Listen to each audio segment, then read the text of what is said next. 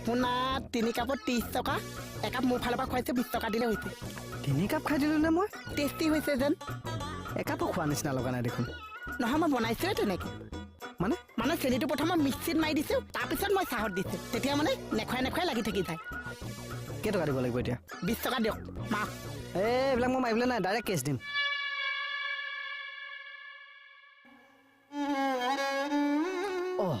কি হ'ল ঐ যিটো ল'ৰাই আপোনাৰ টেনশ্যনৰ সময়ত খাই 3 কাপ চাহ খুৱাইছে সেই ল'ৰাটোৰ ওপৰত আপুনি কেছ দিবলৈ ওলাইছে ইনছে মিলিয়ে কেছ মানে ঐ নগদ দিম নগদক কিয় দিব মই চাহ কৈছে আপুনি নগদক পইচা কিয় দিব